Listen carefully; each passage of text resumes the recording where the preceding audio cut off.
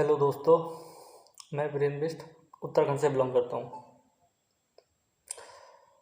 काफ़ी दिनों से डिप्रेशन से जूझ रहा था, लड़ रहा था और काफ़ी हद तक इस लड़ाई से जीत भी चुका हूँ। काफ़ी हद तक मुझे अब आराम भी है।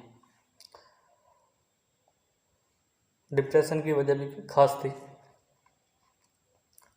लेकिन आज मन फिर उदास है।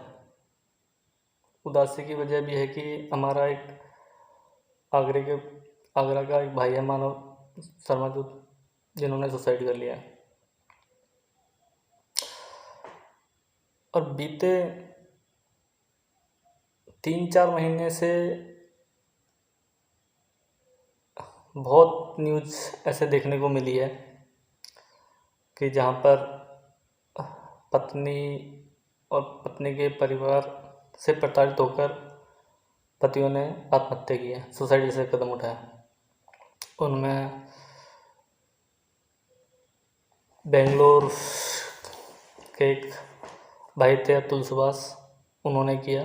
करौली के इंजीनियर शुभम व्यास और दिल्ली के पुनीत ने। ये घटनाएं दिसंबर की हैं। उसके बाद एक आया था, इंदौर के एक फोटोग्राफर थे भाई, जिनका नितिन नाम था, उन्होंने सुसाइड किया। वो जनवरी का मैटर है, इसी जनवरी 2025 का मैटर है। उसके बाद एक आज मामला, आजकल में मानव शर्मा का मामला आया है। और एक लड़का और है, मुकेश B.Ed छात्र था, उसका भी मैटर आया है। और ऐसे और भी कई मैटर आए हैं। पुलिस वालों का भी आया है कि पुलिस वाले ने सुसाइड कर दिया। वकीलों का भी आया है कि वकील को जला के मार डाला। तो इस टाइप के मैटर आजकल देखने को बहुत मिल रहे हैं। और मेरा भी मैटर कुछ ऐसा ही है। मैंने 7 जुलाई को सुसाइड करने का प्रयास किया था, 7 जुलाई को, लेकिन वो सफल नहीं हो पाया। मतलब मैंने टॉयलेट क्लीनर पी के सुसाइड किया था। और मतलब सुसाइड करने का पूरा प्रयास किया था। मुझे लाइफ से अब मतलब जीने की इच्छा नहीं थी, बिल्कुल जीने की इच्छा ख़त्म हो गई थी। तो मैं आपको पोस्ट, उससे पहले मैंने पोस्ट भी डाल दिया था, बल्कि एक ये मैं पोस्ट दिखा देता हूँ, ठीक है। जिस पोस्ट में मैंने लिखा है कि हयात सिंह बिष्ट, ग्राम हल्द्वा, पीपलसाना, थारी, रामनगर, नैनीताल। और उनकी फ़ोटो भी डाली थी मैंने, सभी लोगों की। मैंने लिखा ये वो लोग हैं जिन्होंने मेरी ज़िंदगी ख़राब की है, वो भी भूतपूर्व प्लान के साथ तहत। मैं जल्द ही लाइव आकर सारी बातें डिटेल में बताऊंगा। आगे जो भी होगा इसके जिम्मेदार हयात सिंह, उसकी पत्नी व दोनों बेटे शिशुपाल और संदीप बिष्ट होंगे।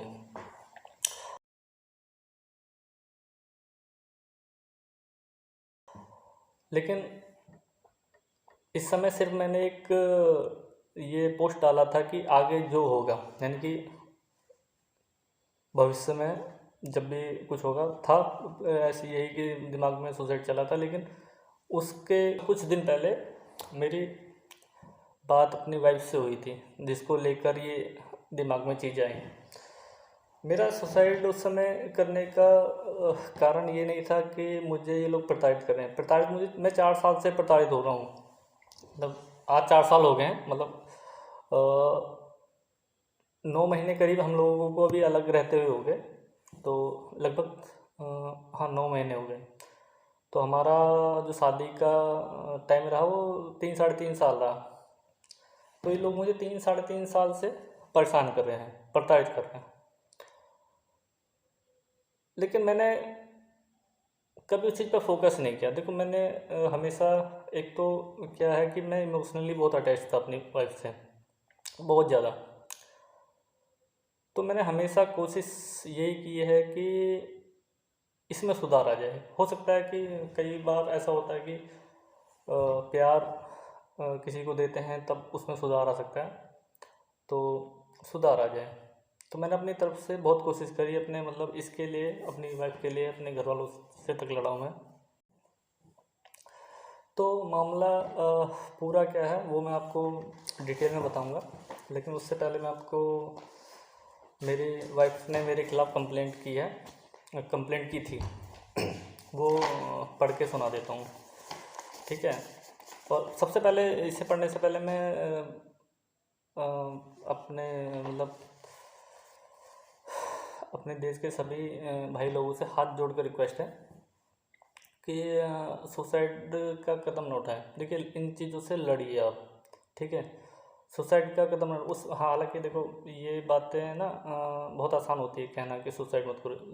जो करता है उसको पता होता है। जिस समय सुसाइड करते हैं तो उस समय बहुत सारे ख्याल आते हैं, मतलब अपने से रिलेटेड और जिस की वजह से कर रहे हैं उससे रिलेटेड, अपनी फैमिली से रिलेटेड, रिश्तेदारों से रिलेटेड बहुत सारी चीज़ें दिमाग में आती है। लेकिन बहुत समय थोड़ा सा गुस्से की वजह से हो जाता है। मैं भी बहुत शर्मिंदा हुआ था बाद में जब मैं सुसाइड करने का हो गया। हालांकि मैंने बाद में उसके बाद भी मैंने प्लान किया था रक्षाबंधन से रक्षाबंधन के आसपास, रक्षाबंधन के बाद में प्लान किया था, लेकिन किसी कारणवश उस समय नहीं किया। फिर समय बीतता गया, मैंने कहा चलो दिवाली के बाद का, क्योंकि दिवाली के बाद मैं कर दूँगा, क्योंकि मैं अपने रिलेटिव के यहाँ हूँ तो मैं नहीं चाहता कि दिवाली ख़राब हो इनकी। तो मैंने पूरी कोशिश की थी, लेकिन होता है ना कि अगर किस्मत में नहीं हो तो तुम कोई मार ही नहीं सकता है ना। तो मेरी किस्मत में शायद मरना नहीं था। तो इत्तेफाकन जिस दिन प्लान किया था उस दिन बाइक की चैन खराब हो गई, ठीक है। तो वो भी एक मैसेज था, और कहीं ना कहीं मैं समझ गया था कि मेरी किस्मत में मरना तो है नहीं, ठीक है। तो और कोशिश कर रहा था कि डिप्रेशन से कैसे निकलूं। तो मेरे डिप्रेशन के से निकलने की जो सबसे बड़ी वजह, दो वजह रही हैं। एक तो हमारे एक जिस भाई ने जो फोटोग्राफर भाई था नितिन, जिसने फरवरी 2025 में सुसाइड किया, उसका पोस्ट आता है फेसबुक वगैरह पे, मैं देखता हूँ फेसबुक के माध्यम से मैंने पोस्ट देखा। वो पोस्ट मैं आपको पढ़ के भी सुना देता हूँ।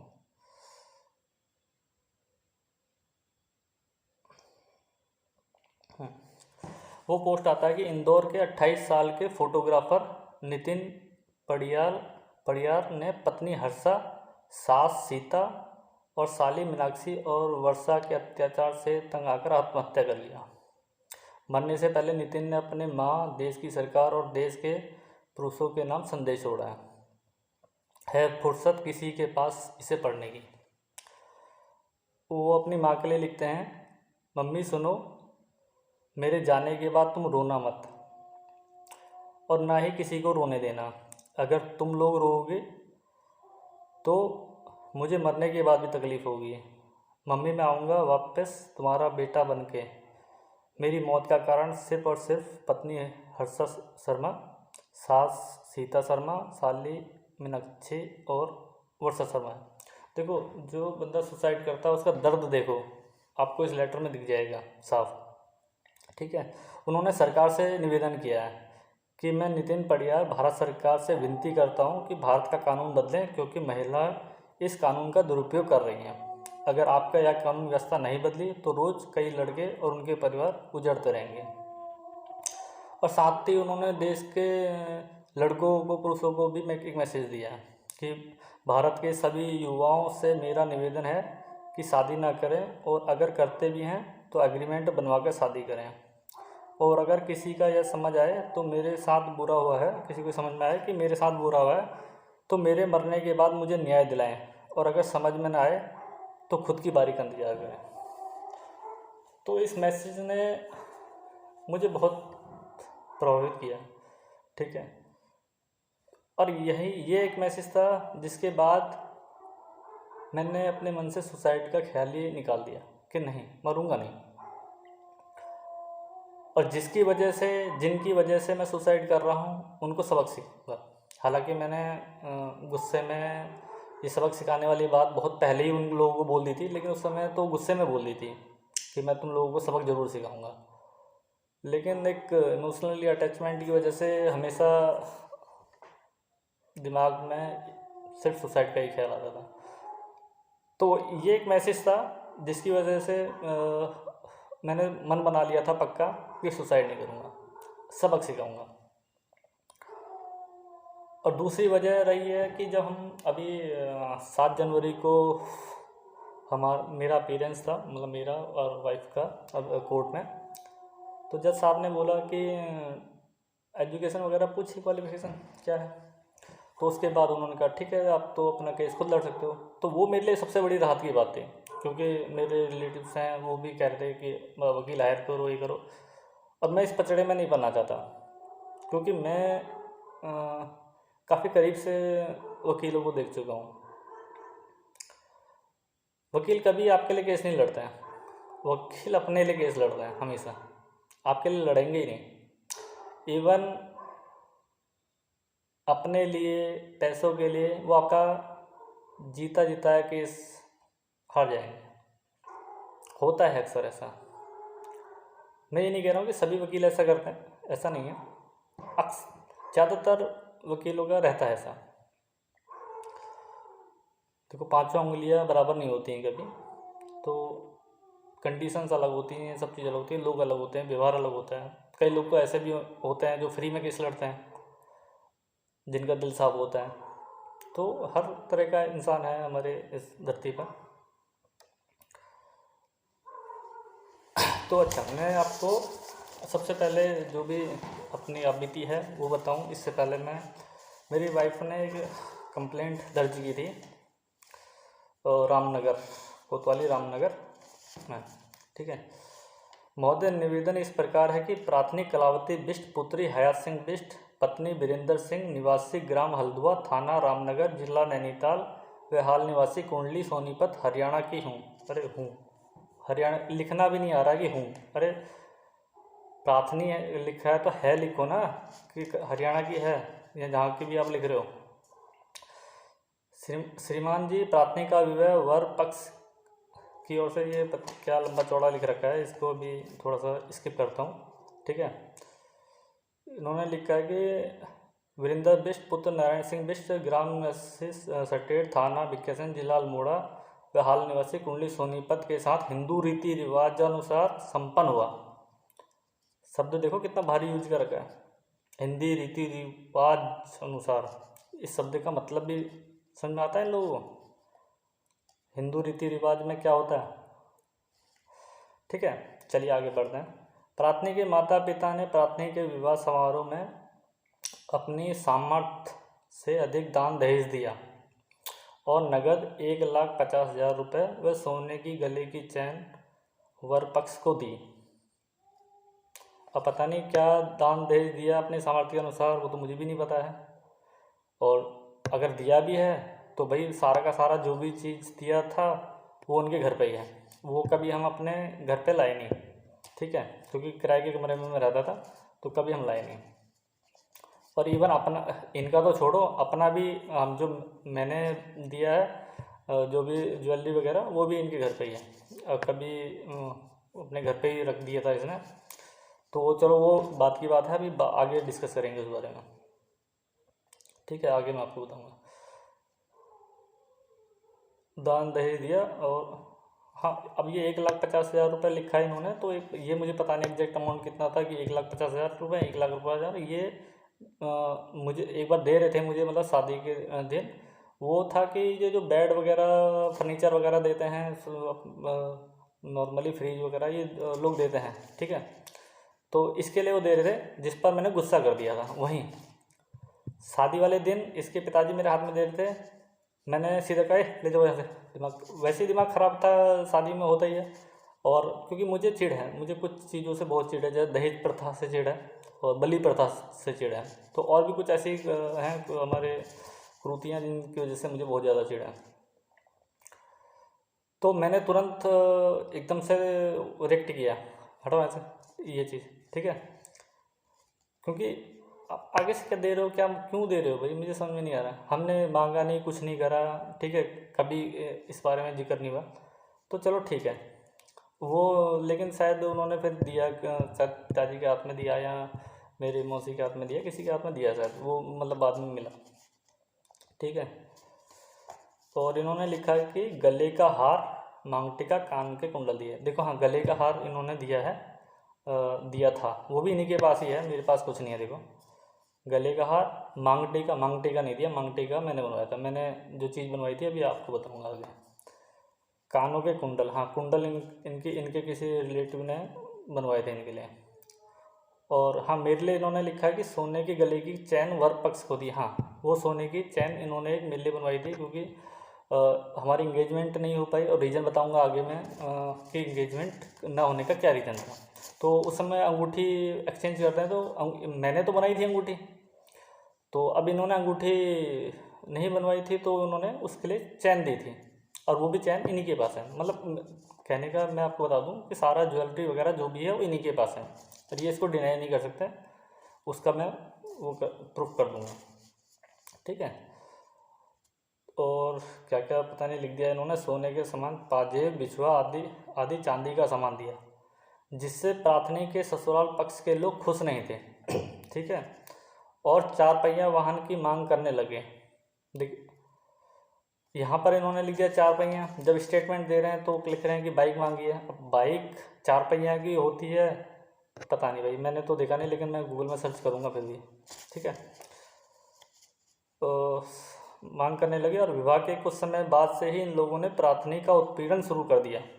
प्रार्थनी का पति पहले ग्राम पीरमदारा रामनगर में किराए के मकान लेकर प्रार्थनी के साथ रहा, फिर यहाँ से कुंडली सोनीपत प्रार्थनी को ले गया, जहाँ प्रार्थनी का पति व प्रार्थनी, कंपनी का नाम लिखा है जिस कंपनी में हम काम करते थे, मैं नाम नहीं लूँगा क्योंकि अच्छी रेपुटेटेड कंपनी है हमारी, जो वो कंपनी के उसमें जो कंपनी छोड़ के आया हूँ मैं अभी, एमडी हैं जो डायरेक्टर वगैरह हैं, बहुत अच्छे लोग हैं, ठीक है, तो मैं नाम नहीं लेना चाहूँगा, ठीक है। कंपनी में काम करने लगे। श्रीमान जी प्रार्थनी के विवाह से पूर्व के कुछ सहेली व मित्र थे, जिनसे प्रार्थनी अक्सर फ़ोन पर चैट व बातें करती थी जिसको लेकर प्रार्थनी के साथ मारपीट करता था। श्रीमान जी जो फ़ोन प्रार्थनी के पास था उसमें सिम प्रार्थनी के पति का नाम का था। उक्त फ़ोन के मार्फत ही प्रार्थनी के सारे बैंक संबंधी लेन देन होते थे। प्रार्थनी के बैंक में लगभग 4.5 लाख रुपए वर्तमान में। अरे कब की डेट का है यार ये लेटर, चलो डेट में निकलवाऊँगा कब का, हमें आए कहाँ से 4.5 लाख रुपए इसके पास, वो भी तो देखना है। श्रीमान जी वाक्य 8/5/2024 का है, जब प्रार्थनी के पति ने बिना बात प्रार्थनी के साथ गाली गलौज की और हाथापाई कर प्रार्थनी का मोबाइल व प्रार्थनी के जरूरी दस्तावेज छीनकर प्रार्थनी को घर से निकाल दिया। किसी तरह से प्रार्थनी अपने मायके पहुंची। श्रीमान जी प्रार्थनी के पति द्वारा फ़ोन की सारी बातें प्रार्थनी के सभी संपर्क नंबरों पर भेजकर प्रार्थनी की व्यक्तिगत छवि को धूमिल किया जा रहा है। कितना भारी शब्द का यूज किया है ये देखना, कि व्यक्तिगत छवि को धूमिल किया जा रहा है और प्रार्थनी को बदनाम कर प्रार्थनी का उत्पीड़न किया जा रहा है। प्रार्थनी का अंदेशा है प्रार्थनी के मोबाइल के जरिए प्रार्थनी का पति सारे रुपए निकालकर उसका दुरुपयोग करेगा। प्रार्थनी को अंदेशा है पैसों का कि पैसे निकल जाएंगे, लेकिन ये अंदेशा नहीं है कि हमारा रिश्ता ख़त्म हो जाएगा, इसका डर नहीं है। अंदेशा किसका? पैसा निकालने का, रिश्ता ख़त्म होने के डर का अंदेशा नहीं है। गुड, ये कुछ चीज़ें मैंने पढ़ी नहीं थी उस समय, क्योंकि ये एक्चुअली आरटीआई है जो मैंने आरटीआई निकलवाई थी तो उसमें आया है, तो मैं उस समय कुछ चीज़ें मैं पढ़ नहीं पाया था, तो अब ये पढ़ रहा हूँ। और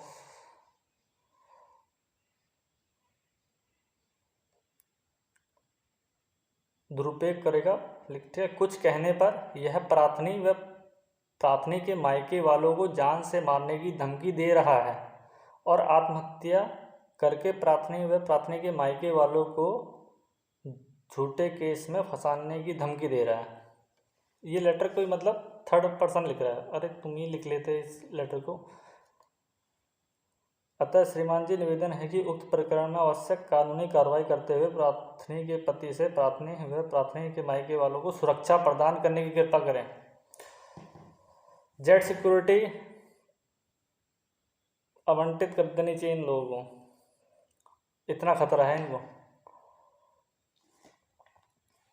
यदि प्रार्थनी व प्रार्थनी के मायके वालों के साथ कोई भी अप्रिय घटना घटित होती तो उसके लिए प्रार्थनी का पति जिम्मेदार रहेगा।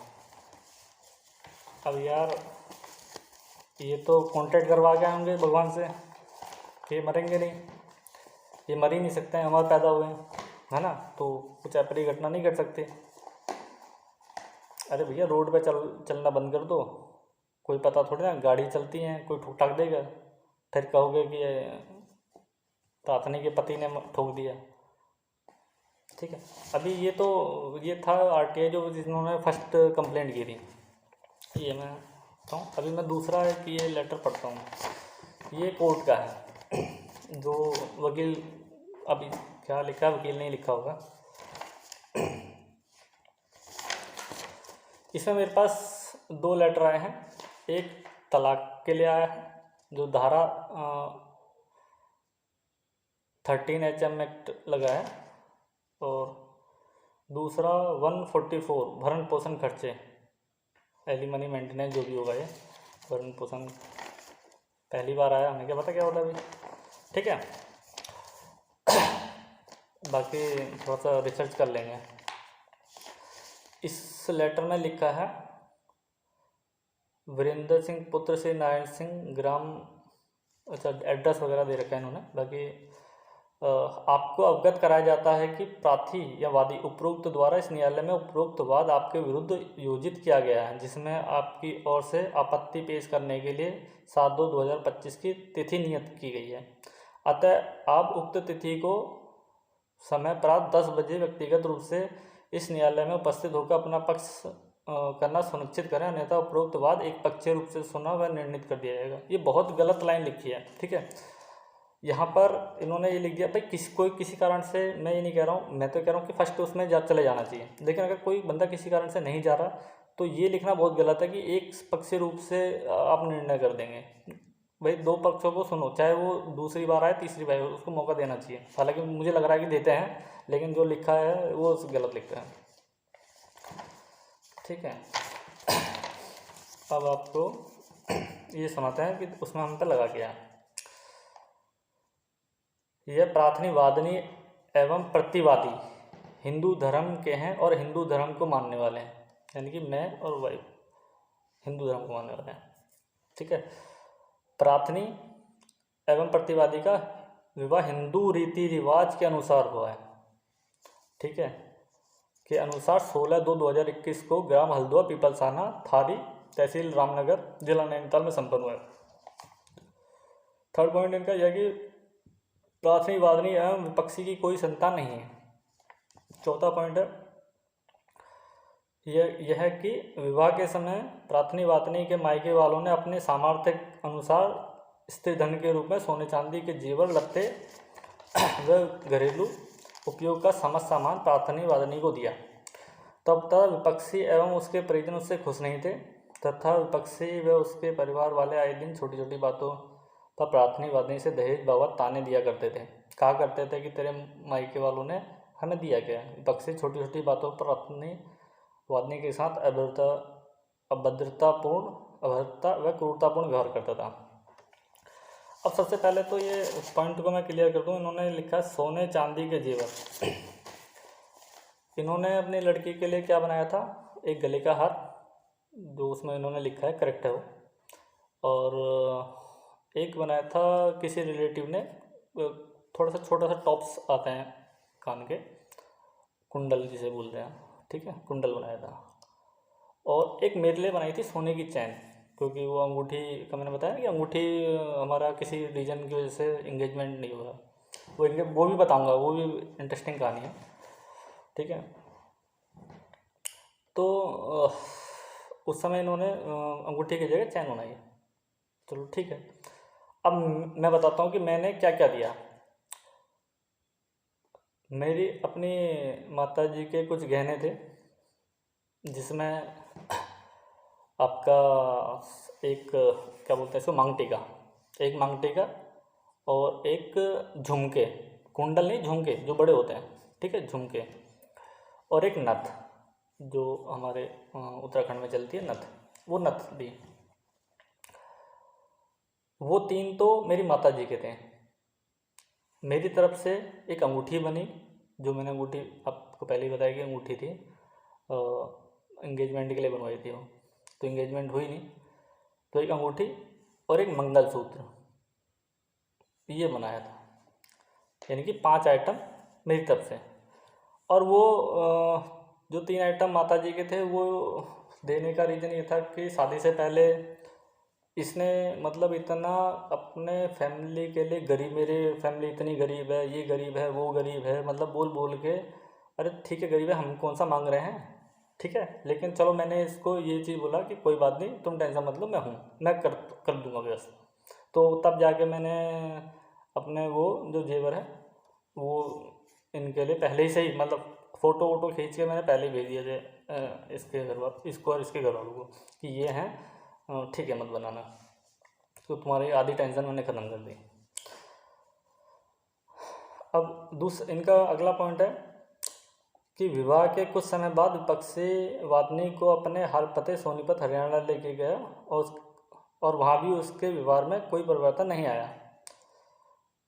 प्रार्थनी विपक्षी प्रार्थनी पर बेजा शक करता था। अरे बेवजह होता है, बेजा क्या होता है, मैं आज पहली बार पढ़ रहा हूँ इसको, बेजा शक किया करता था, जिस कारण प्रार्थनी के साथ गाली गलौज व मारपीट व तलाक देने की धमकी दिया करता था, और कहता था कि तू मुझे तलाक दे, नहीं तो किसी दिन जान से हाथ धो बैठेगी। मेरे लिए लिख रहे हैं कि मैंने ऐसा बोला है, ठीक है, और कहानी सारी मैं बाद में डिटेल करूँगा। विपक्षी शराब व अन्य कई तरह के नशे का आदी है और आए दिन प्रार्थनी के साथ मारपीट गाली गलौज करता है। वादनी को खाने पीने से भी तंग व परेशान किया करता था, मतलब मैं इसको बहुत खाने पीने के लिए परेशान किया करता था, इसको भी मैं प्रूफ के साथ वो क्लियर करूँगा।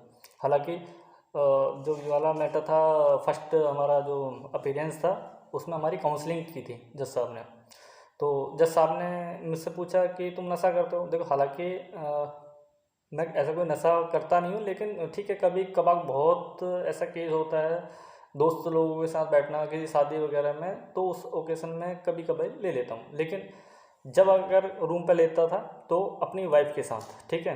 तो जज साहब ने पूछा लेते हो, तो मैंने कहा हाँ लेता हूँ। तो रोज़ लेते हो?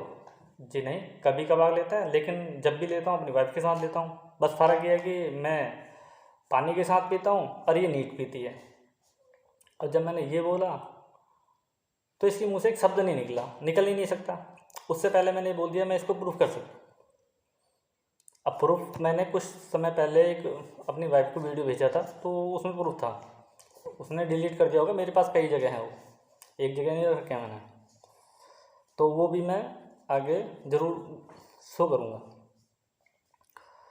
मतलब मेरा मेन पर्पस है सच को सामने लाना, और सच को सामने लाने के लिए मुझे किसी हद तक जाना पड़े, और दुनिया की कोई ताकत सच को सामने लाने से नहीं रुक पाएगी। और मज़े की बात यह है कि मेरे पास जो भी प्रूफ हैं वो मेरे फ़ोन से लिए गए नहीं हैं, ठीक है, वो सारे के सारे इसके फ़ोन से लिए गए हैं। वो एक मोमेंट्स, हैप्पी मोमेंट्स वगैरह जो हमारे साथ जो भी हैं सब इसके मोबाइल से है मेरे पास, जो भी प्रूफ है, या फ़ोटो वगैरह जितने कोई फ़ोटो है, कुछ चीज़ है, कुछ कोई भी प्रूफ है, वो मेरे अपने मोबाइल का नहीं है, क्योंकि मेरी आदत कभी फ़ोटो खींचने की नहीं रही है, मैं नहीं करता हूँ। एक तो मोबाइल का कैमरा भी थोड़ा वैसा है और मैं नहीं खींचता हूँ। अब इनका जो छठा पॉइंट आ जाता है यह कि प्रार्थनी हमेशा अपने परिवार की बदनामी व गरीबी के कारण विपक्षी के जुल्मों का हमेशा ही बर्दाश्त करती रही है, जिस कारण प्रार्थनी वादनी ने कभी भी किसी भी तरह की कोई शिकायत विपक्षी के विरुद्ध नहीं की, जिस कारण विपक्षी के हौसले बढ़ते चले गए तथा विपक्षी वादनी का घर से निकल जाने की धमकी दिया करता था और कहता था तू यहाँ से निकल जा, मुझे तेरी कोई ज़रूरत नहीं है। प्रार्थनी वादनी के साथ क्रूरतापूर्ण व्यवहार किया करता था और प्रार्थनी वादनी को घर से निकालने के लिए विपक्षी कई बार जान से मारने की धमकी दे चुका है। विपक्षी द्वारा प्रार्थनी को दाम्पत्य सुख से वंचित रखा जाने लगा। शब्दों का जो चयन किया है ना वो बहुत मतलब क्या बोलूँ, बहुत वेट है उनमें, ठीक है। लिखा है दाम्पत्य सुख से वंचित रखा जाने लगा।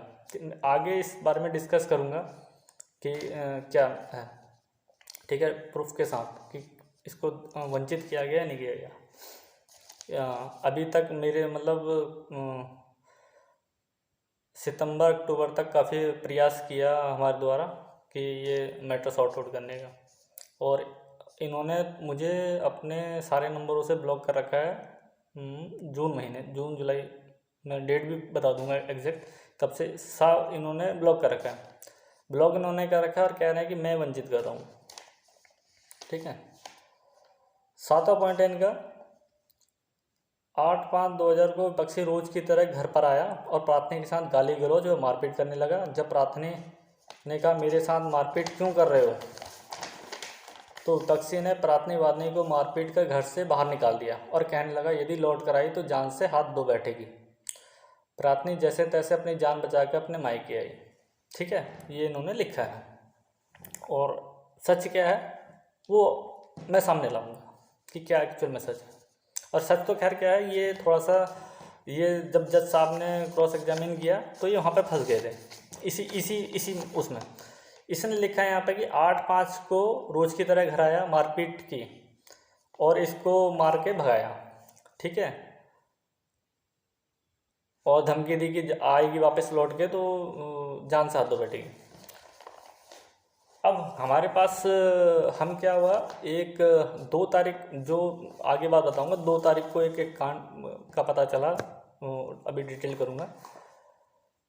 तो 2 तारीख को पता चलता है, हमारा घर का माहौल थोड़ा सा ख़राब लगता है, तो मैं क्या काम करता हूँ, थोड़ा सा ठीक करने के लिए पहले समझाया, मतलब इन लोगों को, इसकी माँ, इसका भाई, ये हम और मैं, 4 लोग हम अपने कमरे में थे। तो घर का माहौल थोड़ा टेंस हो गया, तो मैंने कहा चलो यार, पहले समझा दिया, जो भी हुआ हरकतें जो हुई, मैंने कहा आगे से नहीं होना चाहिए, समझाया, सब चीज़ किया। उसके बाद मैं इनको टेंशन हो रखी थी तो घुमाने के लिए ले गया। तो घुमाने के लिए ले गया तो सबसे पहले अक्षरधाम में जाना था, तो सिस्टर के वहाँ गए। उस सिस्टर ने बोला मैं भी चलूँगी, कॉल किया कि हाँ यार हमारा प्रोग्राम बन रहा है, तो उसने कहा मैं भी चलूँगी। तो हम पहले गए सिस्टर के वहाँ, गाजियाबाद रहती है। फिर हम अक्षरधाम घूमे, तो हम वहाँ पर 3 तारीख को, 4 तारीख को, 5 तारीख को, ये 3 दिन हम गाजियाबाद रहे। 6 तारीख को सोमवार को सुबह हम गाजियाबाद से निकलते हैं और कुंडली आ जाते हैं। कुंडली आते ही मैं रेडी होता हूँ ऑफिस के लिए और सीधा ऑफिस चला जाता हूँ। और ऑफिस से आने के बाद एक बार दिन में, उस समय मैं खाना नहीं खा रहा था ऑफिस में, बताऊँगा रीज़न उसका भी आगे। तो खाना खाने के लिए ऐसे ही आया, पास में ही है ऑफिस से, तो लंच टाइम में मैं खाना खाने के लिए घर आ गया रूम पे, खाना खाया, फिर ऑफिस आया। फिर शाम को छुट्टी होने से पहले 5 बजे के आसपास की बात होगी, सब्जी खरीदी, सब्जी खरीद के रूम पे इनको देकर गया। सब्जी भी इसलिए खरीदी क्योंकि 3 दिन हम थे नहीं, ठीक है, 3 दिन हम अपने सिस्टर के वहाँ थे, तो सब्जी घर पे नहीं थी, तो सब्जी खरीद के दे दी कि शाम को बना लेना। और बोल के आया कि मुझे लेट हो जाएगी। और लेट क्यों हो जाएगी वो भी मैं बताऊँगा कि मैंने क्यों ऐसा बोला, जबकि मैं 6 बजे के बाद रुकता नहीं हूँ ऑफिस में। उस दौरान क्योंकि ये कुछ 1-2 महीने से मैं रुकता नहीं था, नहीं तो मैं 9 बजे तक ऑफिस में रहता था, तो उस दौरान मैं नहीं रुकता था। तो मैंने कह दिया था कि मुझे लेट हो जाएगी, आज काम है। और वो भी मैंने जानबूझ के कहा था कि क्यों हो जाएगी, वो मैं आगे डिटेल करूँगा, ठीक है। तो ये वहाँ पर फंस गए, मतलब इन्होंने, इस लड़की का बयान है, लिखित में भी है, बोल भी रही है वहाँ पर जज साहब के सामने कि 8 तारीख को ये घर पे आए, इन्होंने मारा पीटा। क्रॉस एग्जाम किया इसके पिताजी को कि तुम्हें कब पता चला कि क्या कहते हैं, ये केस का कब पता चला तुम्हें। तो उन्होंने कहा कि साहब सोमवार को इसका कॉल आता है कि मैं अब दुनिया नहीं देखूंगा, मैं मर जाऊंगा, मैं सुबह का सूरज नहीं देखूंगा, ये हो गया वो हो गया, मतलब रोने लग गया कि मैं ऐसा बोल रहा हूँ, क्योंकि मैंने कॉल किया था। सोमवार को थी 6 तारीख, 6 मई को सोमवार था, तो सोमवार को मैं रात में घर ही नहीं आया और सीधा अपनी सिस्टर के वहाँ निकल गया। और ये मेरे पे एलिगेशन लगा रहे हैं कि मैंने 8 तारीख को मारपीटाई की है। ठीक है, चलो आगे कितना झूठ बोलते हैं बोलने दो, जितना झूठ बोलेंगे मेरे लिए फ़ायदा है। और मैं भी चाहता हूँ कि झूठ बोलें। देखो कई बार क्या होता है ना कि झूठ सुनने में बड़ा इंटरेस्ट आता है, वो भी तब जब आपको पता हो कि सच क्या है। आपको सच पहले से पता हो ना तो झूठ सुनने का भी एक अलग मज़ा है। तो सुनेंगे इनका झूठ आगे भी कि क्या क्या हुआ। 5वां पॉइंट इनका यह है कि प्रार्थनी एवं प्रतिवादी अंतिम बार 8/5/2024 को विपक्षी के हाल निवासी सोनीपत हरियाणा में साथ साथ रहे तथा दिनांक 8/5/2024 से पृथक पृथक निवास कर रहे हैं तथा प्रार्थनी एवं पक्षी के मध्य 8/5/2024 से किसी भी प्रकार के संबंध नहीं रहे। ठीक है। 10वां यह है कि उक्त याचिका योजित किए जाने से प्रार्थनी एवं पक्षी के मध्य कोई दुर्विसंधि नहीं है। यार ये दुर्विसंधि मैं सर्च करूँगा, मुझे समझ में नहीं है कि क्या मतलब है इसका। फिर 11वां पॉइंट, हाँ 11वां पॉइंट इन्होंने क्या काम किया, वही जो ऊपर जितने पॉइंट दे रखे हैं उन्हीं को एक पैराग्राफ बना के इन्होंने वो लिख दिया।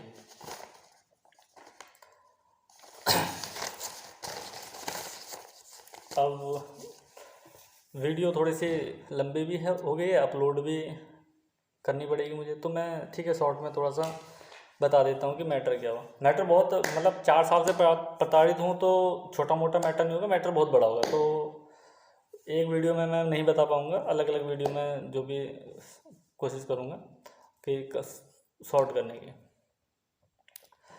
तो मामला क्या है कि जो मेरी वाइफ है उसका हमारे ही ऑफिस में एक लड़के के साथ वो रिलेशन में आती है। ठीक है, तो रिलेशन में आती है तो मुझे पता चलता है 2 तारीख को। वो भी उसके भी एक अच्छी कहानी है कि मुझे कैसे पता चला। होता है ना कुछ इत्तेफाक, तो वैसे पता चल गया, नहीं तो कभी नहीं पता चल पाता। तो 2 तारीख को मुझे गर्मी 2 मई को आप सोचो कितनी गर्मी होती है। 2 मई को मुझे ठंड लगने लगी और मैं बाहर सो रखा था। वाइफ और उसकी मदर बेड में सोए थे और मैं और मेरे साला बाहर सो रखे थे, क्योंकि हम एक रूम और ले रहे थे। बराबर वाला, हमारे बराबर वाला खाली था, हम रूम ले लेते तो हमने कहा चलो कुछ दिन के लिए एडजस्ट कर लेते। तो बाहर बाहर मतलब अपनी ही उसमें आगे, मतलब अपनी गैलरी में आगे, मतलब स्पेस है रूम के अंदर जो होती है बालकनी। तो मुझे लगती है ठंड 2 तारीख को। गर्मी के मौसम में ठंड लगना स्वाभाविक नहीं है। मुझे ठंड लगती है, मैं ठंड लग के अंदर कंबल कुछ तो बेड में रख दिए थे, कुछ कंबल अभी बाहर ही रखे थे, 2 कंबल लेता हूँ, 2 कंबल ओढ़ के ठिठुर के सोता हूँ। इतने में मेरी वाइफ का मोबाइल था। मेरी वाइफ जस्ट मोबाइल छोड़ के किचन के लिए गई थी, क्योंकि उसको उम्मीद नहीं थी कि मैं उठता नहीं हूँ, मैं जल्दी से 7 साढ़े 7 बजे उठता था। तो वो भी पहले तो लेट ही उठते थे, हम दोनों साथ ही, जब भी उठते थे साथ ही उठते थे, लेकिन मम्मी आ गई थी तो थोड़ा सा जल्दी उठने लगी वो। तो वो उठ के जैसे ही किचन की तरफ गई और मैं सोने को, तो मैंने मोबाइल ऐसे ही पकड़ा तो मुझे एक मैसेज दिखता है। उसमें मैसेज था गुड मॉर्निंग, आगे जो भी है करके मैसेज था, गुड मॉर्निंग स्वीटहार्ट। तो मैं मैसेज देखता हूँ, मैं चौंकता हूँ, मैंने कहा भाई ये कैसे मैसेज आया। तो मुझे लगा कि सामने से मैसेज आया, सामने वाले पर्सन का मैसेज है। तो मैं इस पर कहने लगा भाई, इसने गुस्सा करने लगा कि भाई ये कैसा मैसेज भेज रहा है। तो इसने कहा दिखाओ क्या। मैंने कहा वो तो मैसेज गायब हो गया। वो मैं मैसेज सर्च करने लगा तो मिला नहीं। फिर मैंने कहा कि मैंने व्हाट्सएप पे जाके उसका नाम से सर्च किया तो मिला नहीं। अब मेरा दिमाग थोड़ा सा हुआ कि भाई ये लड़के का तो नाम भी सेव नहीं है, मैसेज कैसे आ गया, कोई फेक वगैरह तो नहीं है, क्या नहीं है। लेकिन मैंने नाम बहुत अच्छे से क्लियर था, नाम के फ़ोटो भी थी, फ़ोटो भी देखी थी। तो मैंने कहा कि भाई क्या है। फिर मैंने व्हाट्सएप चेक किया तो एक वीडियो कॉल भी आ रखी थी रात के समय 11 बज के, मिस थी वो, हालांकि मिस मिस वीडियो कॉल थी। तो 11 बज के कुछ मिनट की है। 1 मिनट देख ही लेते हैं जब फ़ोन होगा। अच्छा चलो मैं बाद में दिखाऊंगा आपको।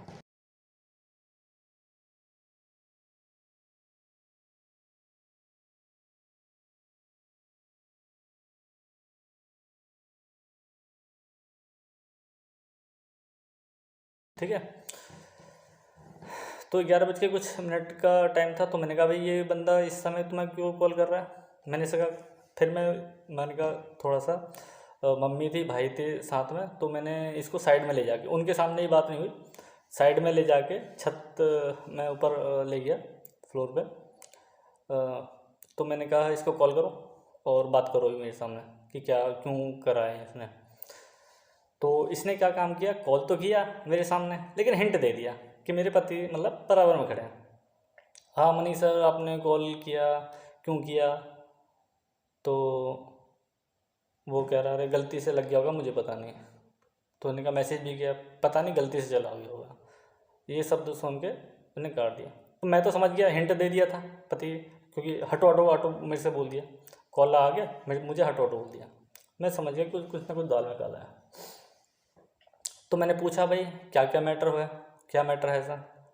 तो कह रही कुछ नहीं, पता नहीं क्यों गलती से आ गया होगा, किसी को भेज रहे होंगे आ गया होगा रात को कॉल। मैंने कहा चलो एक चीज़ इत्तेफाक होगी दूसरी थोड़ी ना होगी। तो फिर मैं थोड़ा सा मोबाइल में देखने लगा, मोबाइल अपने कब्जे में ले लिया मैंने, मोबाइल में देखने लगा, तो मुझे व्हाट्सअप में उसका दिखा नहीं। तो मैंने जैसे थोड़ा सा ड्रैग किया मोबाइल को, तो एक देखा चैट लॉग का ऑप्शन है। तो मुझे कभी कसम खा रहा हूँ, मुझे चैट लॉग का ऑप्शन का कभी नहीं पता था कि चैट लॉग ऑप्शन होता क्या है। उस दिन मुझे पहली बार पता चला। तो मैंने जैसे उसको ड्रैग किया, तो ड्रैग करके देखा उसमें पासवर्ड मांग रहा है। तो मैंने कहा इसका पासवर्ड क्या है। इसने मुझे पासवर्ड नहीं दिया। अब मैं समझ गया कुछ ना कुछ ज़रूर दाल में काला है। तो मैंने बहुत मरने तक की दुहाई दी कि भाई मैं मर जाऊंगा, नहीं तो मुझे पासवर्ड बता, नहीं तो मैं सुसाइड करता हूँ। इसकी माँ वहाँ, इसका भाई वहाँ। इसके माँ भाई ने भी ये नहीं कहा कि तू बता क्यों नहीं रही है भाई, वो जीजा जी सुसाइड करने को कह रहे हैं, या वो साथ बोल रही थी भाई दामाद सुसाइड करने के लिए बोल रहे हैं, बात क्या है। तो नहीं कुछ नहीं है। फिर इसने बोला कि अरे उसमें कुछ चैट गलत चैट है। मैंने कहा गलत चैट कैसे। तो हमारे ऑफिस की एक कलीग्स है सपना शर्मा, तो उसने कहा कि नहीं उसमें उसके लिए उसने कुछ गलत बोल रखा है। तो मैंने कहा नहीं दिखा। और उसे पता है कि सपना शर्मा एक्चुअली मेरी जूनियर है और मैंने उसको काम सिखाया है, ठीक है। तो और मतलब हम नेचर उसको, मतलब मेरे साथ उसका जो व्यवहार वगैरह है वो बहुत अच्छा है, जो सिस्टर की तरह है। तो इसको ये पता था कि ये गुस्सा कर जाएंगे, अगर सपना की बात बोले तो गुस्सा ज़रूर हो जाएंगे। तो मैंने कहा नहीं दिखा क्या है सपना के लिए, क्या बोला इसने। तो इसने मुझे दिखाया नहीं, क्या नहीं नहीं रहने दो, खाली तुम ये लड़ाई करोगे वो करोगे। मैंने कहा हाँ करेंगे बिल्कुल, क्या बदतमीजी कर रही है। तो सपना के लिए जो मैसेज किया है वो रियल है, वो भी मैं पढ़ देता हूँ।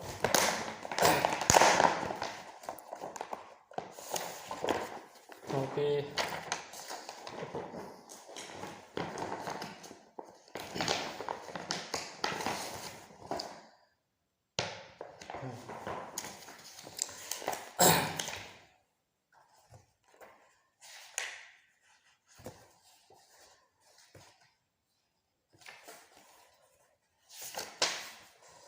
सपना के लिए ये मैसेज करता, हालांकि मैसेज वो चैट में 2-3 जगह हैं, इस चैट में भी है, और जो ये व्हाट्सअप चैट है व्हाट्सअप चैट में भी है, और जो इंस्टाग्राम चैट है इसमें भी है। एक्चुअली क्या कि इंस्टाग्राम मैं चलाता नहीं था, अभी स्टार्ट किया है हाल फिलहाल में, देखे कि क्या है।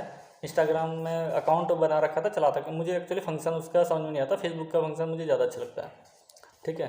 तो वही मैं चला लेता था।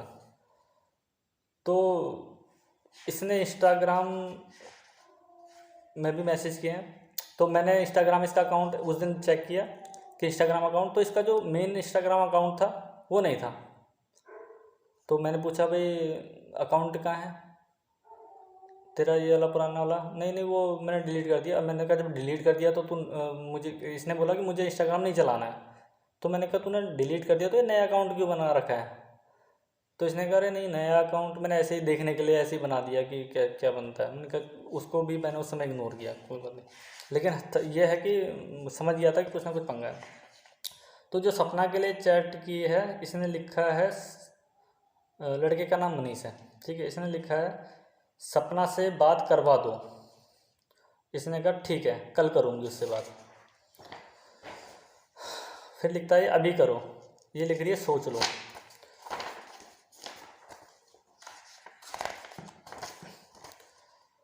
फिर वो ये लिख रहा है करो फिर अभी बात। तो ये लिखती है कि क्या बोलना है ये बताओ। तो ये लिखता है कि ये बोलना कि तुम्हें मनीष अच्छा लगता है क्या, मैंने नोटिस किया है। देखो ये मैं आपको दिखा भी देता हूँ और इसका मैं स्क्रीनशॉट लगा दूंगा, ठीक है, साथ में वीडियो के।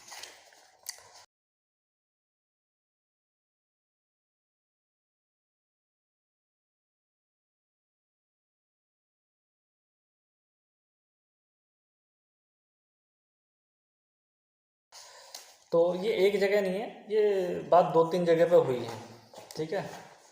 तो हालांकि जिसको पढ़ने के बाद तो मेरा गुस्सा आया ही है बाद में, लेकिन ये चैट थोड़ा सा बाद में मेरे हाथ में आई है, वही बताऊँगा कल पूरा डिटेल। तो मुझे 2 तारीख को पता चलती है बात कि ऐसा ऐसा सीन है। तो मैंने इससे पूछा कि तेरा क्या सीन है, मतलब इस कि कुछ तो गड़बड़ है, मुझे लगा कि कुछ तो गड़बड़ है। तो मैंने कसम वसम दी अपनी, ये दी, तो इसने कुछ मुंह नहीं खोला। मैंने मरने का भी दुआई दी, नहीं तो बता ये कर वो कर करके, तो इसने नहीं बताया। तो फिर मैंने कहा अब इसकी कहा कि अपनी मम्मी की कसम खा, अपनी मम्मी की कसम खा के बोल कि क्या बात है बताए। तो इसने वो भी नहीं खाई। लेकिन मैंने कहा था कि सच सच बता दे, चीज़ें ठीक हो जाएंगी नहीं तो बिगड़ जाएगी। तो इसने मुझे बोला कि नहीं जस्ट एक फ्रेंडशिप है। मैंने कहा ऑफिस के बंदों के साथ तो फ्रेंडशिप क्या है, वो है ही, इसमें क्या है। तो ये थोड़ा कि कोई वो तुझे रात को कॉल कर देगा या तू वो तेरे को इस टाइप के मैसेज कर देगा। मैंने कहा बहुत बड़ी बात है, ये छोटी मोटी बात नहीं है। तो इसने कहा हाँ वो लड़का मुझे प्रपोज कर रहा है, ये कर रहा। मैंने कहा दिमाग ठीक है, शादीशुदा बंदा है वो, तू शादीशुदा बंदे है, तू है तो इतना समझ में नहीं आती कोई चीज़ कि कैसे कर देगा तू, कैसे उस कान पे तुरंत क्यों नहीं रैपट मारती है अगर कोई इस तरीके से बात करता है तो यही बात मुझे बताने लगी। मैंने कहा अच्छा यही है कि कुछ और भी है कुछ, मतलब आगे जैसे आई लव यू वगैरह बोल देते हैं, इमोजी भेज देते हैं किस वगैरह की, वो तो नहीं है। हाँ ऐसा भी है। दिमाग ख़राब हो गया पूरा कि भाई क्या बोल रही है, मतलब पहले कह रही कुछ नहीं है, फिर कुछ नहीं है, फिर आगे मैंने और चीज़ बोली। मैंने कहा कुछ फिजिकल एक्टिविटी तो नहीं है। तो ये मुझे वहाँ पे गुस्से में बोलने लगी कि तुम्हें मैं ऐसी लड़की दिखती हूँ, उल्टा मुझ पे ही बरसने लगी कि तुम्हें मैं ऐसी दिखती हूँ। तो मैंने लगाया इतना गुस्से में बोल रही है तो ऐसा नहीं होगा कुछ भी सीन, तो मैंने इग्नोर किया। लेकिन मैंने एक चीज़ समझाई, मैंने कहा देख ये दलदल है जहाँ तू सोच रही होगी कि मैं चली जाऊँगी अगर ऐसे तू बच गई। मैंने कहा मेरे के टाइम से रहते मुझे पता चल गया, नहीं तो क्या है कि आज वो तेरे साथ फिजिकल एक्टिविटी बनाएगा, कल को अपने दोस्तों के सामने तुझे परोस देगा कि, और तुझे करना पड़ेगा। भाई अगर एक पर्सन कर रहा है तो वो कल को किसी दोस्त को पता चल जाता है तो वो भी करेगा, ठीक है, वो भी डिमांड करेगा। फिर धीरे धीरे करते इन फ्यूचर जब मन बढ़ जाएगा तो पैसे की डिमांड करेगा, ब्लैकमेल करेगा। तो ऐसे तो दलदल में फंसने से बच गई। शुक्र कर भगवान का कि मुझे टाइम से पता चल गया, ठीक है।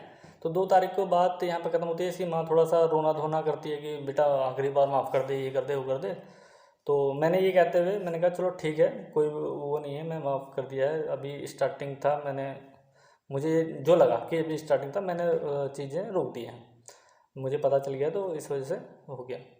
तो मैंने कंडीशन रखी कि देख एक तो मोबाइल नहीं रखेगी, एक जॉब पे नहीं जाएगी, और तीसरा कंडीशन है कि हमारे घर पे जाएगी, मेरे पिताजी के साथ रहेगी। उस समय हमारा घर बन रहा था तो मैंने कहा मेरे पिताजी के साथ रहेगी, यहाँ सब बन चुका था, मई की बात है ना, हाँ। तो मैंने कहा पिताजी के साथ रहेगी। तो इसने क्लियर मना कर दिया कि नहीं मैं जॉब भी करूँगी, जॉब करूँगी और यहीं रहूँगी। दिमाग ठनका कि एक तो ये गलती कर रही है और ऊपर से ये नाटक कर रही है। तो मैंने इसकी माँ से बहुत रिक्वेस्ट की, मैंने कहा इसको समझा लो बस, तुम समझाओ कि भाई इसने इतना बड़ा कांड कर दिया है और उसके बावजूद ये कह रही है कि मैं जॉब करूँगी, समझाओ। तो इसकी माँ ने पता नहीं उस समय कौन सी गोली दे दी होगी, तो उस समय इसने हाँ कह दिया। अब घर का माहौल थोड़ा टेंस हो चुका था, तो मैं भी इनकी शक्ल देख रहा था कि क्या हो रहा है। लेकिन हाँ, साइड में मैं तो इनके बारे में सोच रहा हूँ, इसकी माँ इसको साइड में ले जाके पता है क्या बोलती है, तुझे अगली बार कुछ कहेगा तो सीधे घर आ जाना। क्योंकि इसकी माँ का जाने का प्रोग्राम था। इसके पिताजी का फिर कॉल वॉल आता है, तो बल्कि पिताजी का आता है, या हो सकता है कि ये इन्होंने ही कर दिया होगा कि हम जा रहे हैं, लगा होगा इनको तो कि बेइज्जती इस टाइप किसी की लड़की नहीं करते, काम कम कर दिया करके, तो बेइज्जती लगी होगी जो भी होगा। तो इन्होंने कहा कि क्या कहते हैं हम जा रहे हैं। तो मैंने कॉल करके इसके पापा से कहा कि आपकी क्या बात हो गई, आपको बड़ी याद आ रही है मम्मी जी की, क्या नहीं रह पा रहे हो बिना मम्मी जी के, अगर कुछ दिन हमारे साथ रह लेंगे तो कोई प्रॉब्लम हो जाएगी। तो इसके पिताजी ने कहा नहीं कोई प्रॉब्लम नहीं है, तुम्हारी खुशी में हमारी खुशी है। मैंने कहा ठीक है, मैं हम भाई इतना मुझे भी टाइम नहीं मिल पाया कि मैं कभी घुमाने नहीं ले गया, तो मैं घुमा भी दूंगा इनको। और ट्रीटमेंट वगैरह के लिए कुछ कह रहे थे, कुछ काम हाथ पाँव में दर्द हुआ था, मैंने कहा वो भी दिखा देंगे। तो इसके ठीक है, पिताजी ने इसके हाँ बोल दिया। तो हम मैंने सोचा कि चलो घुमाने ले जाता हूँ, तो मैं घुमाने के लिए अक्षरधाम मंदिर ले गया, क्योंकि काफ़ी टाइम से वाइफ भी कह रही थी मेरी कि क्या कहते हैं अक्षरधाम मंदिर घूमना है, और मेरा खुद का भी मन था, मैं कभी गया नहीं था। जबकि मैं दिल्ली गुड़गांव काफ़ी लंबे टाइम रहा हूँ, और जगह घूमा, अक्षरधाम नहीं घूमा। तो मैंने कहा चलो दर्शन करने चले जाएंगे। तो मैंने सिस्टर को फ़ोन किया, अक्षरधाम जाने का प्रोग्राम बन रहा है, वो गाज़ियाबाद रहती है। तो उसने कहा हम भी चल देंगे, तुम इधर आ जाओ। तो हम 3 तारीख को गाज़ियाबाद चले गए। 3 तारीख को गाज़ियाबाद गए, फिर 4 तारीख को हम अक्षरधाम घूमे, घूम फिर के हम वापस आए, थोड़ा सा मॉल वगैरह में भी घूमे।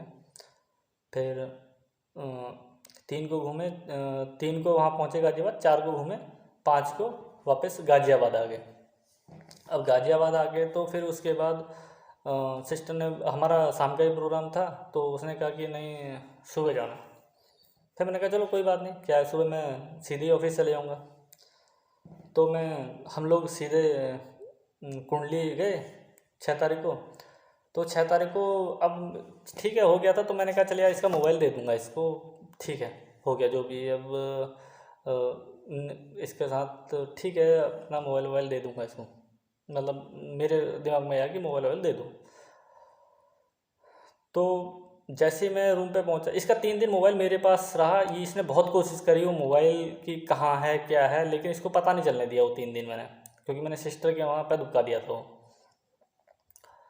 और शायद ये भी बहुत अच्छा, पता नहीं मेरे दिमाग में कैसे आ गया। हो सकता था अगर घर में होता, कुंडली में होता, तो वो कब का ले लिया होता या छीन लिया होता, या और फिर जब छीन लिया होता तो प्रूफ वगैरह सारे मिटा देते। ये पता नहीं कहाँ से मेरे दिमाग में मैंने क्या ना, मेरे साथ कुछ चीज़ें अच्छी होती हैं, जब भी जो होती है अच्छी के लिए होती हैं। तो पता नहीं कि कैसे अचानक बन गया, नहीं तो बनता नहीं, मेरा प्रोग्राम कोई था नहीं वहाँ जाने का, क्योंकि 1 मई की वो लेबर डे की छुट्टी थी, तो फिर अगले दिन ड्यूटी वगैरह जाने का होता है, तो कोई प्रोग्राम नहीं था। अब अचानक बन गया। तो 3 दिन मैंने अपने सिस्टर के वहाँ वो मोबाइल दुबका दिया। जैसे हम कुंडली पहुँचते हैं 6 तारीख को सुबह, तो मैं ऑफिस के लिए निकल ही रहा था, तैयार वैयार होके। तो मोबाइल भी बल्कि देने ही वाला था, जस्ट। अब देख लो कितने थोड़ी सी देर की बात थी, अगर इसके मुंह से शब्द ना निकला होता तो मोबाइल इसके पास चला गया था। इसने मेरे से बोला मैं भी ऑफिस जाऊंगी, मुझे मेरा मोबाइल दो, मैं भी ऑफिस जाऊंगी। मेरा दिमाग इतना ख़राब हुआ, मैंने कहा इस लड़की को इतना मैंने समझाया, इतना थोड़ा बहुत जो भी इसकी माँ ने क्या बोला, तब उसने हाँ बोल दिया। अब इसके दिमाग में क्या चल रहा है मुझे समझ में नहीं आ रहा कि मैं भी ऑफिस जाऊंगी, मैं भी होंगी। तो इसका मोबाइल मैंने रख लिया, और थोड़ी समय में हमारे पड़ोसी IT पर्सन हैं शिवशंकर जी, वो आए। उन्होंने पूछा कलावती जी आप ऑफिस क्यों नहीं आ रहे हो, मतलब बराबर में रहते थे। तो इसने बोला कि क्या कहते हैं, बहाना बना दिया कि तबीयत ख़राब है।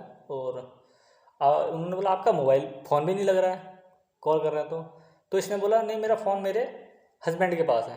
वो दूसरा एक रीज़न था सॉलिड मेरे पास, जो मैं समझ गया कि अब तो दाल में ज़रूर बहुत कुछ काला है। अगर ये वो शब्द नहीं बोलती तो शायद मैं कभी सच जान नहीं पाता।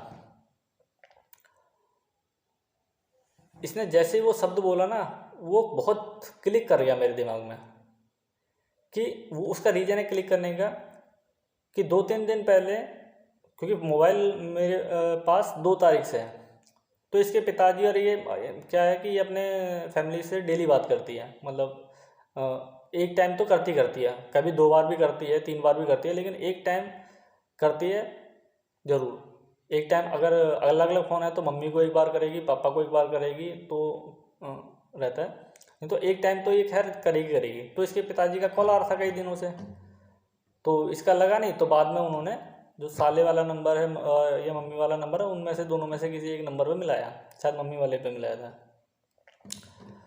तो जैसे ही कॉल उठाया तो उन्होंने पूछा कि बेटा तेरा कॉल नहीं लग रहा है। तो इसने बहाना बनाया था कि मेरा फ़ोन ख़राब है। इसने बोला मेरा फ़ोन ख़राब है। भाई 3 दिन पहले तू बोल रही है मेरा फ़ोन ख़राब है, आज वो पूछ रहे हैं कि तुम्हारा फ़ोन नहीं लग रहा है। तो इसने बोला पत्ती कि मेरा फ़ोन मेरे हस्बैंड के पास है। उसने बल्कि ये भी बोला कि मनी, तुम नाम भी लिए कि सभी लोग पूछ रहे हैं, एक दो के नाम लिए कि सर पूछ रहे हैं, या एक दो और पर्सन के नाम लिए, और स्पेशली मनीष भी आपके बारे में पूछ रहा है। तो ये चीज़ें दिमाग में क्लिक कर गई कि यार ये हिंट क्यों दे रही है। मैं समझ गई कि हिंट दे रही है, तो क्यों दे रही है, क्या चाह रही है कि कॉल ना करें, वो बंदा कॉल ना करे, मैसेज ना करे। और उसका बाकायदा मैसेज जब था तो आया भी हुआ था कि ऑफिस क्यों नहीं आ रहे हो। तो वो मेरा दूसरा ये क्लिक किया था मेरे दिमाग में कि हाँ भाई कुछ है, बहुत झोलझाल है जो नहीं बता रही। उसके बाद मैंने फ़ोन रखा अपने पास और सीधा ऑफिस चले गया। ऑफिस गया, दिन में आया खाना खाने के लिए, क्योंकि मैं 3-4 दिन से उस दौरान खाना भी नहीं खा रहा था ऑफिस में, ठीक है, क्योंकि मूड ही डिस्टर्ब था। तो जैसे मैं खाना खाने रूम पे आया तो थोड़ा सा ही खाना, भी थोड़ा ही खाया, थोड़ा खाना खाया, फिर ड्यूटी गया वापस ऑफिस। फिर एक चीज़ दिमाग में आ गया कि कुछ ना कुछ है और आज मैं इसका लॉक खोलूँगा, ट्राई करूँगा खोलने का। लेकिन ऑफिस टाइम में तो खोल नहीं सकता था कि ऑफिस टाइम में काम ही इतना रहता है, ठीक है। तो मैंने क्या काम किया, मैं सब्जी लेके घर पहुंच गया, सब्जी ली, घर पहुंच गया कि ये लो मुझे लेट हो जाएगा। तो मैंने कहा आज 5-6 घंटा और सही, चाहे मुझे 12 बजे जाना पड़े ऑफिस से, लेकिन लेट जाऊंगा। तो जैसे ही ऑफिस से वो हुआ, ऑफिस टाइम ख़त्म हुआ, मैं ऑफिस में बैठ गया। मैंने कहा देखता हूँ खोल के क्या। मैंने बहुत ट्राई किया, लेकिन ट्राई जब कर रहा था तो उसमें एक ऑप्शन आ रहा था कि यदि हम मतलब कुछ यस वगैरह का, ताकि अगर इस पर क्लिक करेंगे तो सारे चैट डिलीट हो जाएंगे। अब करता तो डिलीट हो जाते, ज़बरदस्ती इसमें करना था तो मैंने किए नहीं। बस मैं लैपटॉप बंद करके घर ही जाने वाला था, मैंने दोबारा लैपटॉप खोला उस दिन। इत्तेफाक देखो कि मेरे साथ क्या क्या हुआ, मैंने उस दिन दोबारा लैपटॉप खोल दिया। मैंने कहा नहीं एक बार और ट्राई करता हूँ। मुझे याद आया कि व्हाट्सअप वेब पे हम ओपन करते हैं अपने व्हाट्सअप ऑफिस के नंबर ना, व्हाट्सअप वेब पे करते हैं। तो मैंने व्हाट्सअप वेब पे जब क्लिक किया तो चैट लॉग जो लग रखी थी वो भी वहाँ ओपन होगी, क्योंकि चैट लॉग मोबाइल में लगी हुई थी। तो मोबाइल के लिए चैट लॉग एप्लीकेबल है, लैपटॉप के लिए नहीं है। जब लैपटॉप में आया तो सारा डिटेल खुल गया। अब जब डिटेल खुला तो जो वो मैं आपको बताया ना कि फर्स्ट मैसेज आया था गुड मॉर्निंग स्वीट हार्ट, तो मुझे लगा वो सामने वाले ने भेजा है, वो इसने भेजा था। जब मुझे पता चला मेरा पूरा दिमाग ही हिल गया। जब मैंने स्क्रॉल किया थोड़ा नीचे देखा तो मैं हिल ही गया पूरी तरह। मेरे जो एक साथ के बंदे हैं विभूति जी, अब मैं लैपटॉप बंद करके जब कुछ चैटें पढ़ी मेरा दिमाग ख़राब हो गया। बस ये मेन चैटें जो हैं दिख गई मुझे एकदम से स्क्रॉल करते हुए, और कुछ मैंने सर्च करके कीवर्ड से कर दी कि ये तो नहीं है, देखा वो सब थी। तो तो मैंने वो चैट पढ़ी। चैट पढ़ने के बाद मन बहुत उदास हो गया कि अब कहाँ जाऊँ, और मन में सुसाइड करने का ख्याल सीधा मन में वही आया। तो मैंने लैपटॉप बंद किया, लेके ऑफिस के निकल ही रहा था। तो हमारे कलीग्स हैं, विभूति जी हैं, ठीक है। तो वो उन्हें एक्चुअली कुछ डिस्कस करना था। डिस्कस शायद जो है वो कुछ इंक्रीमेंट वगैरह ऐसा कुछ चीज़ को लेके वो बात करना चाह रहे थे मेरे से काफ़ी लंबे समय से। तो मैंने कहा चलो किसी दिन फुर्सत में बैठ के बात करेंगे। तो वो मुझे रोक रहे थे। तो अरे वृंदा बात सुन, तो आज तो बात कर ले, बात करनी है। मैंने कहा विभूति जी आज जाने दो प्लीज़, आज मैं जा रहा हूँ, थोड़ा सा डिस्टर्ब हूँ। तो मैं निकल गया कहती। मैं निकला, मैं जैसे ही सीढ़ी से निकला, मैं आपको बताऊँ मेरे पाँव हिल रहे थे बहुत बुरी तरह। मतलब मैं खड़े होने की पोजीशन में ही था। और थोड़े से आगे जाके मैं एक बार पेट्रोल पंप है वहाँ पे, तो पेट्रोल पंप के वहाँ पे ऐसे ही बैठ गया। फिर मैं थोड़ा सा और आगे गया, तो आगे एक पार्क करता वहाँ जाके बैठ गया। और उससे पहले मैंने सिस्टर को कॉल किया कि भाई मेरी जीने की इच्छा ख़त्म हो गई। सीधा रोते हुए, पहली बार में उसने मुझे शायद रोते हुए सुना होगा। मैं कभी लाइफ में रोया नहीं, मतलब बहुत बचपन में कभी रोया हूँगा तो रोया नहीं कभी। तो मैंने उससे जब ये वर्ड बोला कि भाई मेरी लाइफ मुझे अब अच्छी नहीं लग रही है, मुझे अब अपनी लाइफ ख़त्म करनी है और मैं अब जीना नहीं चाहता हूँ। तो उसका पहला वर्ड ये था, कला तो ठीक है, कला ठीक है, कला को कुछ हुआ था नहीं, क्योंकि उसको भी ये लगा कि कुछ ना कुछ, क्योंकि मेरा उससे बहुत अटैचमेंट है कला से, ठीक है, अपनी वाइफ से। तो बल्कि वो उसको कला नहीं बोलती है, उसका नाम भी शायद कला नहीं पता, तो भावना बोलती है। तो उसने बोला भावना ठीक है, भावना को तो कुछ नहीं हुआ। तो उसको लगा कि शायद भावना को कुछ एक्सीडेंट वगैरह हो गया या कुछ, मतलब निपट गई। तो मैंने कहा अरे नहीं, तो उससे कुछ नहीं हुआ और उसी की वजह से हुआ है। तो उसने कहा क्या कह रहा है उसकी वजह से। मैंने कहा बस तू उससे पूछ लिया यार, मेरा हो रहा है, मैं आज सुसाइड करता हूँ, मेरी ख़त्म हो गई जीने की इच्छा। तो उसने मुझे ये कहा कि नहीं तू गाजियाबाद आ, यहाँ बैठ के बात करते हैं। मैंने कहा मैं कहीं नहीं आ रहा हूँ, मेरी इच्छा नहीं है ना, मैं अभी मुझे पता नहीं, मेरे से चला भी नहीं जा रहा है। मैं यहाँ पर चलने की कोशिश कर रहा हूँ तो मेरे टांगें हिल रही हैं। इसने कहा नहीं नहीं, उसने मुझे अपनी भांजी की, मतलब अपनी लड़की की, मेरी जो भांजी है उसकी कसम दे दी कि नहीं तुझे परी की कसम है, तुझे आना है।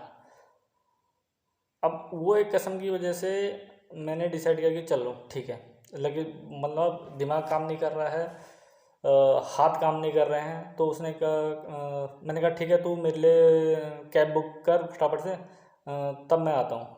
तो उसने कैब बुक करी, तो उसके कुछ एरर आ रहा था, तो उसने कहा यार यहाँ तो एरर आ रहा है। मैंने कहा चल तू रहने दे, मैं करता हूँ। तो मैं कर रहा हूँ तो मेरे हाथ ऐसे ऐसे काँप रहे थे बहुत अच्छे। तो जैसे तैसे करके कैब बुक कर ली। कैब बुक करी तो फिर पहुंचा मैं वहाँ। जाते ही, और जैसे मैं कैब से उतरा तब भी मैं अपने पाँव पर खड़ा नहीं हो पाया। तो मेरे जीजा जी आए थे घर से बाहर निकल के, तो वो मेरे को लेके गए हैं ऊपर से सीढ़ी से, ये लगा लो, ये कंडीशन थी। मैं जाते ही अपने बहन के पाँव पे पड़ गया। मैंने कहा तुम मुझे जहर दे दे भाई, मुझे मरना है, मैं नहीं जी सकता। तो मेरी सिस्टर ने कहा अरे बात तो बता यार, बात है क्या, तो आज से पहले रोया नहीं, कुछ तो मैटर है तभी तो आज रो रहा है। और अभी तू सुबह यहाँ से गया है, अब अभी तेरा यहाँ पर आना हो रहा है, तो कुछ तो मैटर है, तो बताता क्यों नहीं है। तो मैंने कहा देख मैटर ही ऐसा कि बताने लायक नहीं, अब क्या मैं बताऊँ, ठीक है। रो रो के बुरा हाल हो रखा था। मैंने कहा मेरे से तो नहीं बताया जा रहा। मैंने लैपटॉप खोल के दे दिया। मैंने कहा था कि ये है मैटर, मेरे से बताया भी नहीं जाएगा। उसने देखा, उसका दिमाग ख़राब, क्या ये इसके लिए लड़ रहा है घर में, और ये कांड कर रही है। इसने कॉल किया इसके पिताजी को, नहीं पहले कॉल किया इसको, बल्कि मेरे जाने से पहले मेरी सिस्टर ने कॉल कर दिया था कला को, मेरी वाइफ को, कि भावना क्या बात है, ये वीरेंद्र रो रहा है और कह रहा मैं सुसाइड कर लूँगा कह रहा है। तो और मैं मतलब बात क्या है। तो इसने कहा कुछ नहीं खाका 2-3 दिन से ड्रामा कर रहे हैं, पता नहीं नाटक कर रहे हैं, ड्रामा कर रहे हैं। इसने ये बोला ड्रामा कर रहे हैं। क्या मेरी बहन ने सीधा ही बोला कि वो मरने के लिए कह रहा है भाई, अब तू कह रही ड्रामा कर रहे हैं। वो आज से पहले कभी रोया नहीं, कुछ नहीं, और अब वो मरने की बात कर रहा है, अब तू कह रही ड्रामा कर रहा है। अरे ड्रामा कर रहा है, उसको बोलो मरना है तो मर जाए, लेकिन मेरा फ़ोन दे के जाए। मेरी बहन शॉक्ड हो गई। मेरी बहन ने कहा कि कुछ तो मैटर है करके। तब जब मैं घर पहुंचा तो पूछा मेरे से कि भाई क्या मैटर है। तो मैंने जब लैपटॉप वगैरह खोल के दिखाया, मैंने कहा देख भाई तू खुद देख ले। उसने कॉल लगाया पहले मेरी वाइफ को कि भावना तू तो कहती कोई मैटर नहीं है, ये नहीं है, वो नहीं है। तो उसको भी नहीं पता था कि चैट हमने खोल ली करके। मैंने भी मना किया था अपनी सिस्टर से कि इसको बताना नहीं, अभी इसको भी थोड़ा सा रुक जाना, इसका अभी मत करना, सिर्फ ये पूछना कि मैटर क्या है। तो उसने पूछा कि क्या मैटर है, मरने की बात कर रहा है तो इतना वो कर रही है। तो फिर इसने वही वर्ड बोला कि उसको बोलो मर जाए, ठीक है। अब फ़ोन कट कर दिया। फ़ोन कट करने के बाद मेरे से नंबर मांगा। इसका नंबर तो था मेरे पास ही, तो इसकी मम्मी का नंबर मांगा था, तो उससे बात हुई। फिर मांगा पापा का नंबर कि तू इसके पापा का नंबर दे, मैं बात करती हूँ। तो इसके पापा का नंबर मांगा तो कॉल किया। कॉल करने के बाद सबसे पहले तो मैंने भी कॉल कर दिया था। पहले शायद मेरी सिस्टर ने ही कॉल किया। तो मेरी सिस्टर ने कॉल किया, बताया कि मैं वीरेंद्र की बहन बोल रही हूँ और वीरेंद्र मरने के लिए कह रहा है। मैं उसको यहाँ बुला भी रही थी, तो वो मरने के लिए बोल रहा है, ये बोल रहा है। उन्होंने पूछा कहाँ से आया नंबर, क्या नंबर तो वीरेंद्र से ही लिया। तो उन्होंने कहा क्या बात हो गई। तो जब ये मेरी सिस्टर बात कर रही थी वाइफ से मेरी, तो उस दौरान मैं उसके पिताजी से ही बात करने लगा। तो वो अपने रूम पे बात करती थी, मैं छत पे चले गया था उसके, ठीक है। छत में जाके मैं बात करने लगा, बताने लगा कि ऐसी ऐसी बात है, तुम्हारी लड़की ने ये कांड कर दिया है। तो इन्होंने पूछा कहाँ है लड़की। मैंने कहा लड़की तो वहाँ पर है, और मैं सुसाइड के लिए निकल गया हूँ, मैं सुबह का सूरज नहीं देखूंगा, इस टाइप के मैंने वर्ड बोले थे। तो इन्होंने कहा ठीक है मैं पूछता हूँ। तो इन्होंने अपनी लड़की से पूछा, और लड़की इतना कॉन्फिडेंट थी, इसको था कि चैट लॉक तो खुल ही नहीं सकती है बिना पासवर्ड के, नहीं खुल, और वाकई में नहीं खुल सकती है। अगर आप मोबाइल से खोलेंगे तो नहीं खुलेगी, ठीक है। तो बहुत कॉन्फिडेंट थी, और इसको ये नहीं पता था कि इससे भी खुल सके, क्योंकि इतने दिन से मैं ट्राई कर रहा था, मेरे पे नहीं खुली, तो इसको हो गया कि नहीं खुलेगी। तो इसके पापा ने कॉल किया, कॉल करके पूछा अपनी बेटी से कि क्या मैटर है, ये वीरेंद्र सुसाइड के लिए बोल रहा है। तो इनकी लड़की ने बोला अरे पापा ड्रामा कर रहा है 2-3 दिन से, यहाँ ड्रामा मचा रखा है, 2-3 दिन से इनका यही ड्रामा चल रहा है, मैं सुसाइड कर लेता हूँ, सुसाइड कर लेता हूँ, सुसाइड कर लेता हूँ, ठीक है। 2-3 दिन से ड्रामा कर रहा है। तो वहाँ पर जो बात हुई होगी, उसके बाद इसके पिताजी को मैं फिर कॉल कर रहा हूँ, तो बिजी आ रहा था क्योंकि बात कर रहे। तो फिर बार बार मिलाया, तो इन्होंने कॉल उठाया। तो कॉल उठा के मेरे से कहते हैं कि साले तू मेरी लड़की को बदनाम करना चाहता है, तो इसको बदनाम करेगा, मैं तेरे को महिला आयोग में खींचूंगा। मतलब मुझे महिला आयोग की धमकी देने लगे। चलो कोई बात नहीं, धमकी देते मुझे फ़र्क नहीं पड़ता, मैं तो मेरा पर्पज़ फ़िलहाल सुसाइड वुसाइड का उस समय दिमाग में ही चला था। तो मैंने हालांकि इस चीज़ का विरोध किया कि भाई मैं यहाँ पर मरने की बात कर रहा हूँ, तो कुछ तो मैटर होगा। और मैंने ये भी बोला कि मेरे पास प्रूफ है, और जब भाई मैं मरने की बोल रहा हूँ तो कुछ तो बात होगी। तो अपने दामाद पे किसी को विश्वास करना चाहिए ना, जब, और वो भी जब दामाद पहली बार कोई चीज़ तुमसे बात कर रहा है। नहीं तो मैंने कभी उस टाइप से बात नहीं करता हूँ कभी। इतनी अगर कोई बात बोलता हूँ तो किसी न किसी उस पर बोलता हूँ। बल्कि इससे पहले एक बार केस हुआ था कि इसका भाई संदीप वो कुछ नशा करता है अलग, ठीक है, दारू वारू का नहीं, उससे भी अलग, ठीक है। तो मैंने ये बात कल आपको बताई, यानी कि अपनी वाइफ को बताई, ये मेरे से लड़ने लगी कि नहीं नहीं ऐसा नहीं है, वैसा नहीं है, ऐसा नहीं है। मैंने कहा मैं बेवकूफ़ हूँ भाई, तू उसके साथ रह रही है, या मेरे साथ मैं मेरे दोस्तों के यहाँ जहाँ मैं शादी में ले जा रहा हूँ, तो मैं उसको ऑब्जर्व कर रहा हूँ कि कर रहा है नहीं कर रहा है। पता चल, और भाई हमें पता नहीं चल जाता क्यों, हमारे जो और साथ के लोग हैं वो नहीं करते हैं तो पता नहीं चल जाता है। तो मैंने कहा क्या करना है भाई, बल्कि मुझे नशे से कोई आपत्ति नहीं, तू कर कुछ भी कर, लेकिन जो दारू वारू नशा वाला होता है वो कर लेगा, कोई वो नहीं, लेकिन जो ये नशा कर रहा है इससे डेथ हो जाती है। तो भाई कोई नहीं चाहता कि किसी के सगे संबंधियों के साथ ऐसा हो। तो मैंने खूब अपनी वाइफ को समझाया कि ऐसी ऐसी बात है, कल को मर जाएगा। तब उसको जब ये वर्ड लगा कि मर जाएगा, तब इसने कहा तो ठीक है तुम बात करो। मैंने कहा तू बात कर भाई, तू बहन है, तू अपने भाई से बात कर, क्या या भाई से मत कर, मम्मी पापा से बात कर अपने। तो इसने वो भी मेरे ऊपर डाल दिया कि नहीं तुम कर लो।